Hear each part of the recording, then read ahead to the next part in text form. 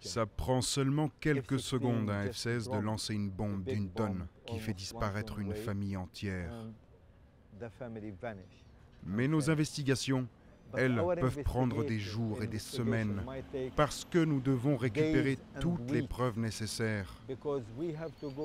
Nous devons rencontrer les victimes si certaines sont encore en vie et nous devons chercher des témoins directs, visuels du crime, comme des voisins ou des gens qui ont vu la scène. Nous devons également collecter des fragments de ces bombes.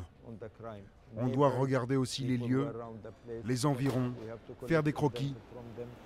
Nous devons recouper avec les journalistes qui étaient éventuellement sur les lieux immédiatement. Et après, quand tout est terminé, on envoie les dossiers devant la juridiction militaire d'Israël. Les Israéliens ont utilisé toutes leurs armes d'une manière jamais vue avant. Ils ont utilisé tous les moyens militaires, l'artillerie, les hélicoptères Apache, les chars, les F-16, les drones, les blindés. Et c'est illégal de les utiliser comme cela contre la population civile.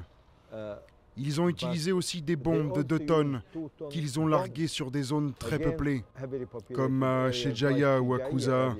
Nous avons aussi de fortes suspicions sur l'utilisation de la bombe Daim dans ce conflit. Les destructions sont massives, vraiment massives, et le nombre de morts et de blessés est extrêmement élevé. Nous considérons que l'immunité politique accordée à Israël par l'Europe et les États-Unis encourage Israël à commettre toujours plus de crimes de guerre. Israël doit rendre des comptes pour ces crimes et devrait être poursuivi par la justice. Et c'est devant la Cour pénale internationale qu'Israël devrait rendre des comptes. Si Israël n'est pas jugé responsable, il n'y a aucune garantie que cela ne se reproduira pas dans le futur.